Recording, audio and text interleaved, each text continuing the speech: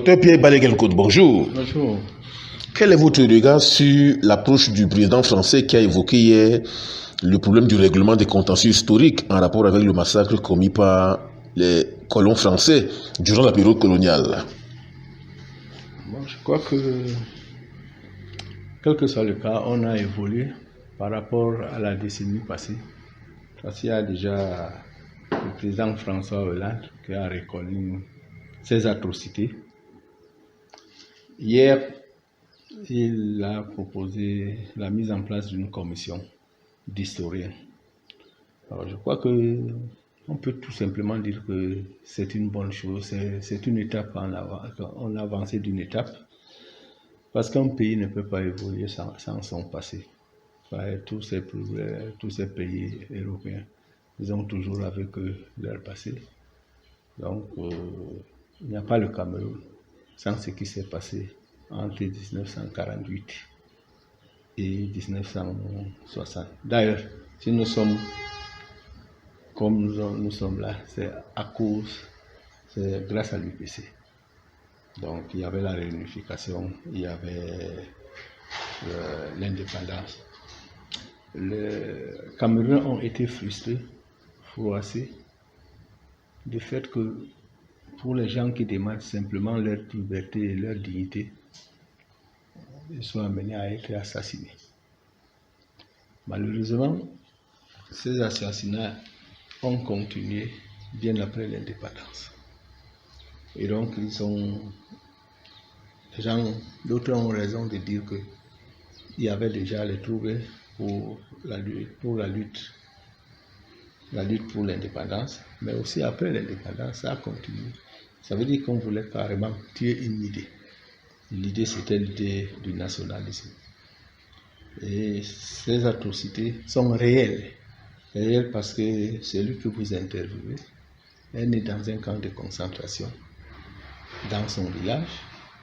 Donc, on faisait des déportations, et ces déportations étaient de 10 à 30 km, voire 50 km hors de votre village. Et que dans ma cervelle, l'enfance, je me souviens encore de tout ce qui s'est passé, des maisons qu'on brûlait, des champs de cacao qu'on coupait pour affamer, et des champs de culture qu'on brûlait aussi pour affamer les Camerounais.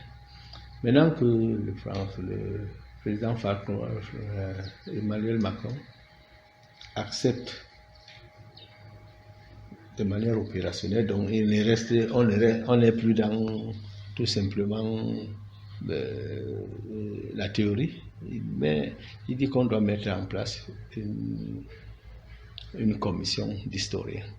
Je crois que ça ne pourra pas être suffisant parce que ça ne doit pas être une affaire académique. Parce que quand on met les historiens, bien évidemment, ils vont aller consulter les archives, mais ce n'est pas suffisant. Que faut-il encore de plus? Oui, pour restituer la réalité. Je vous ai parlé de mon cas, mais il y a des gens qui sont plus âgés que moi et qui ont vécu toutes ces atrocités. Donc, il faut d'abord ces historiens, c'est bien. Il faut maintenant les UPCistes eux-mêmes. Et puis, ceux qui ont vécu et que nous avons la chance qu'ils existaient encore. Et donc, c'est après la commission, si elle est une commission d'historiens, sera une commission académique. Et donc, il faut ajouter, je dis très bien, ajouter ceux qui ont vécu ces atrocités et qui sont encore vivants. Par exemple, même les veuves de Ben sont encore vivants. Ils sont encore vivants. Elles peuvent encore parler. Il y a des gens qui ont été en bourse. Donc, il y a les bonbons tous ces ont été en bourse, ils sont encore vivants. Et on va leur demander, ils vont restituer la réalité. Donc, on va mélanger toutes ces choses pour faire un document qui restitue la réalité de ce qui s'est passé. Est-ce qu'il y a au moins un travail interne qui a été fait par l'UPC depuis l'évocation de ce problème en 2015 par François Hollande, de manière que l'on sache véritablement si vous également du côté du parti historique, les travaux ont avancé? Je crois que dans beaucoup de rapports dans beaucoup de séminaires qu'on a tenus, il y a des bribes, des petits documents qui sont sortis. Maintenant qu'on doit aller vers peut-être pas un document, vers quelque chose de plus cohérent, je crois qu'on va remettre toutes ces choses ensemble et on va effectivement arriver à restituer la réalité. Bon, il est bien vrai qu'on accuse trop les Africains d'avoir une approche orale, mais elle est aussi une approche qui restitue la vérité. Donc on va parler, on va réunir comme vous demandez tout ce qu'on a fait jusque-là. On ne peut pas dire qu'on n'a pas fait, peut-être qu'on a fait quelque chose, on va réunir ça. Et puis avec les archives qui viendront de la France et même d'autres pays, même de l'Angleterre, pourquoi pas. Et après l'identification de toutes ces archives, qu'est-ce qui devrait être fait par la suite? Alors, vous savez que lorsqu'on restitue la vérité, il y a un soulagement de la population, surtout des UPCistes. Mais l'UPC étant l'âme immortelle du peuple camerounais, quel que soit le cas, les gens ont rejoint d'autres partis du fait que nous n'avons pas la possibilité de subvenir à leurs besoins socio-économiques. Ils ont choisi d'autres partis. Mais ils restent quand même fidèles à l'union des populations du Cameroun. Et ils regardent ça et suivent tout ce qui se passe à l'intérieur de notre mouvement. Nous qui sommes courageux d'y rester. Donc, je crois qu'une fois qu'on va restituer la vérité, il y aura un soulagement, non seulement pour les UPCistes, mais pour l'ensemble du peuple camerounais, de savoir que les gens sont morts pour l'indépendance et ça sera enseigné après dans l'histoire, dans les programmes scolaires. Si jamais le gouvernement camerounais accepte d'intégrer justement ces faits historiques dans les manuels scolaires. Bon, quand on a proposé cette commission hier, c'était en face du président de la République, son Excellence Paul Biya, il était là. Donc, je ne crois pas qu'on puisse faire un document comme ça là pour juste le faire. Si on fait un document sur le plan historique, ça doit rentrer dans les manuels scolaires, comme ça s'est fait avec la Première et la Deuxième Guerre mondiale. Vous savez, vous voyez, il y a même des chaînes de télévision, la histoire, et toute l'histoire, tout ça. La plupart du temps, on revient toujours sur les guerres mondiales. On fait ça justement pour que ça ne se passe plus jamais. Docteur Pierre Balé-Genkodi, il y a au moins une curiosité qui nous a marqué hier. En même temps, Emmanuel Macron accepte d'ouvrir les archives, mais on ne sent pas l'expression du vœu de demander par exemple pardon au peuple Bassa et Bamileke dont les différentes personnes ont été tuées durant la période coloniale. Est-ce qu'aujourd'hui, il n'y a pas ce sentiment de gêne que l'on peut davantage noter? La France qui ne veut pas demander pardon pour le massacre commis durant la période coloniale. Alors, tactiquement, l'approche intellectuelle veut qu'on fasse d'abord l'état de lieu. Et lorsque l'état de lieu sera là, effectivement, on verra qu'on doit demander pardon. Parce que, dites-vous bien, et ce qu'il a dit, il y a un peu de vérité là-dedans, parce que les gens ont été tués, je ne sais pas si j'ai déjà dit ça, pendant la lutte pour l'indépendance, mais après l'indépendance. Il y en a qui sont morts, soit par empoisonnement, et d'autres, on les a pendus. Alors donc, j'ai bien dit, il faut qu'on fasse tout ça de lieu.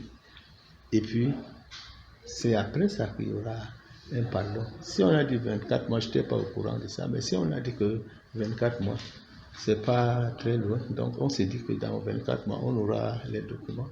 Parce que les gens doivent demander pardon sur ce qu'ils ont effectivement fait. Ils doivent d'abord accepter ça. Et demander pardon. La repentance, c'est par rapport d'abord à l'acceptation. Et est-ce que vous avez engagé aujourd'hui des démarches auprès de l'ambassade de France au Cameroun pour véritablement exercer une certaine pression de manière que le travail puisse avancer avec une certaine célérité?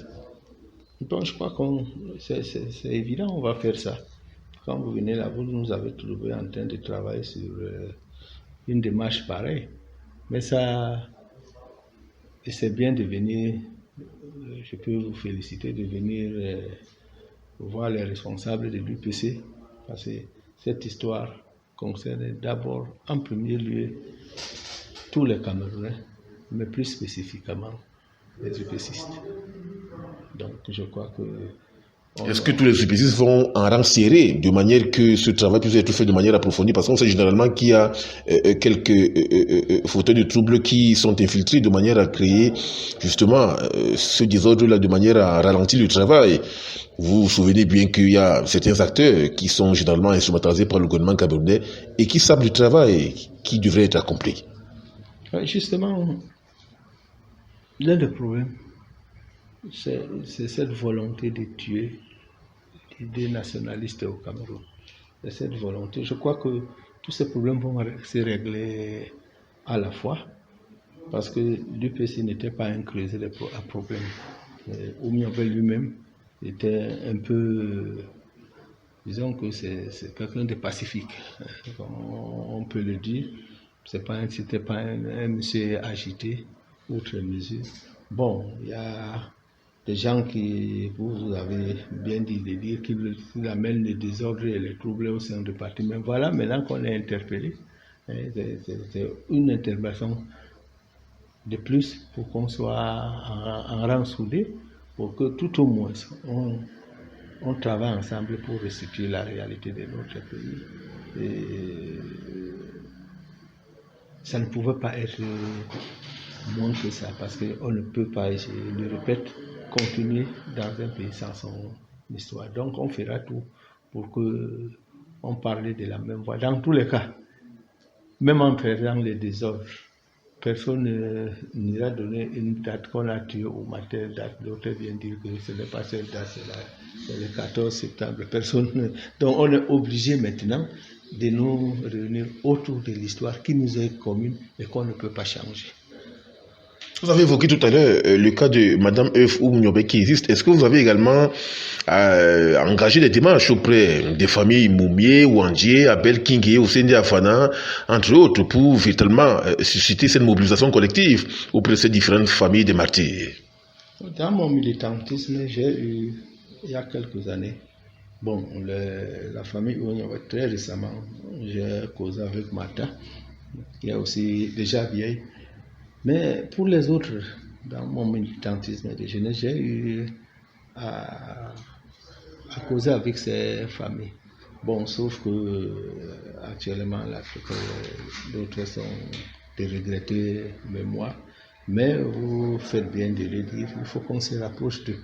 Parce que c'est justement, vous venez maintenant compléter ce que je disais, que ce sont ces gens-là, à la fois, qui sont les témoins, même par descendance, sont les témoins, et que s'il faut faire un document, il faut justement se rapprocher d'eux, parce qu'ils ont tout au moins la réalité des faits à travers soit leur maman, soit leur grand-mère, soit leur grand-père.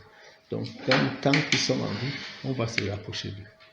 Est-ce que pendant que Emmanuel Macron était ici au Cameroun, les acteurs UPCistes ont au moins engagé des démarches pour le rencontrer de manière à lui exposer également ce que vous avez fait par rapport à ce projet?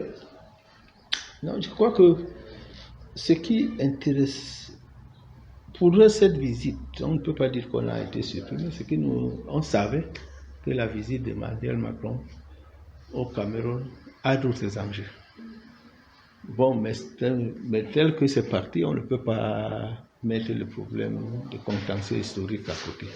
Mais on savait que les enjeux, c'est tellement le contexte mondial qui est un peu nuagé, avec la guerre qu'il y a en Ukraine, et puis avec tout ce qui se passe en Afrique occidentale. On savait que ces enjeux, c'est pour cela qu'ils venaient ici.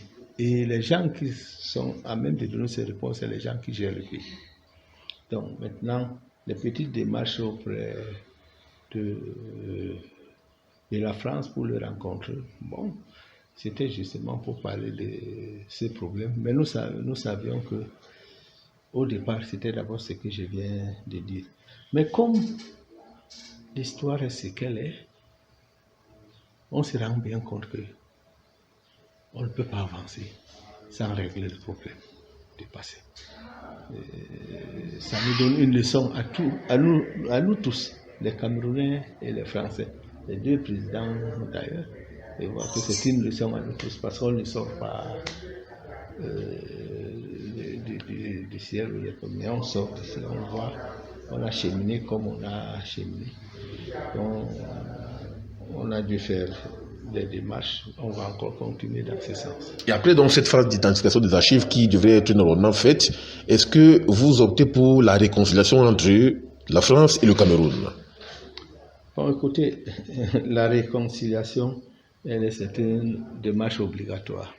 En réalité, si on va voir les atrocités, la France ne devait jamais s'asseoir avec l'Allemagne aujourd'hui, mais ils sont dans la même Union européenne, ils font les mêmes choses. Même la Russie avec l'Allemagne, vous savez, on a lu dans leur livre d'histoire, c'était vraiment des millions de personnes. On ne pouvait jamais imaginer aujourd'hui que les Juifs et les Allemands s'asseyent ensemble. Donc c'est un processus obligatoire dans la vie humaine. Donc la réconciliation, effectivement, provient d'abord de la repentance. Docteur Pierre Balé Galcote, merci. Merci, je vous remercie.